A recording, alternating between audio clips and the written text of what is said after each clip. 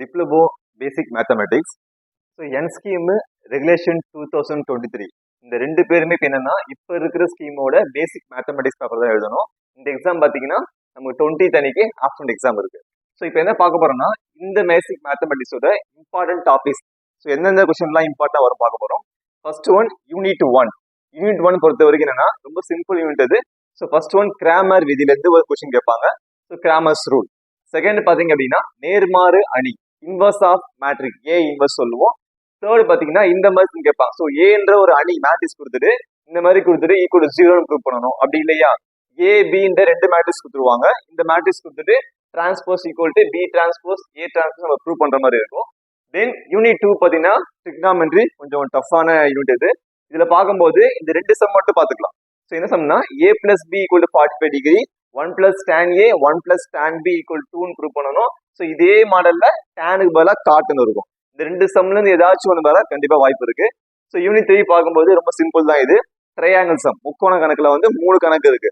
சமபக்க முக்கோணம், இரு சமபக்க முக்கோணம், செங்கோண முக்கோணம், equal triangle, isosceles triangle, right angle triangle. கண்டிப்பா இந்த மூணுல இருந்து ஏதாச்சும் ஒரு சம் கண்டிப்பா இருக்கும்.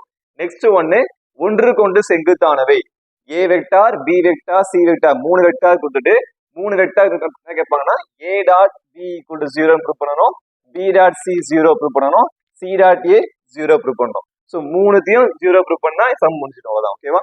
நெக்ஸ்ட் பார்க்கும்போது என்னன்னா பரப்பளவு ஏரியா கேட்பாங்க. இல்லைங்க வெக்டர்ஸ் கொடுத்துட்டு முக்கோணத்தையும் பரப்பளவு காண்க. அப்படி இல்லையா இணைகரம் ட்ரையாங்கிள் பேரலோகிராம். ஸோ இந்த தேர்ட் யூனிட்ல பொறுத்த வரைக்கும் இதுதான். ஸோ முக்கோணத்துல ஒரு கணக்கு கண்டிப்பா இருக்கும். நெக்ஸ்ட் பார்க்கும்போது செங்குத்தானவை. தேர்ட் டாபிக் வந்து ஏரியா ஆஃப் ட்ரையாங்கிள் முக்கோணத்தின் பரப்பளவு, இணைகரத்தின் பரப்பளவு. நெக்ஸ்ட் யூனிட் 4ல இம்பார்ட்டன்ட் டாபிக்ஸ் பார்க்கும்போது கூட்டு சராசரி அரித்மெட்டிக் மீன். இதுல வந்து 3 டைப் இருக்கு. நேரடி முறை, ஊக்க சராசரி முறை, படிவிலகல் முறை. நெக்ஸ்ட் வந்து திட்ட விலக்கம் ஸ்டாண்டர்ட் டீவியேஷன் பயன்படுத்த சொல்லுவாங்க. நெக்ஸ்ட் நேர்கோட்டை பொறுத்துக்க இம்பார்ட்டன்ட் கொஸ்டின் கண்டிப்பா எதுவும் சொல்லுவோம். Fit a straight line y equal to ax plus b formula apply பண்ணி போற மாதிரி இருக்கும்.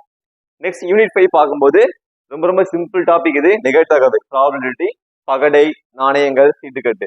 பகடை இரு பகடையை உருட்டும் போது இரட்டை எண் கிடைக்க நிகழ்தகவு.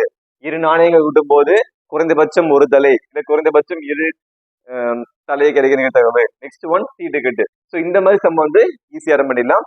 ஸோ இது வரைக்கும் பார்த்தாலே போதும் நம்ம மேக்ஸ்ல ஈஸியா பாஸ் பண்ண முடியும்.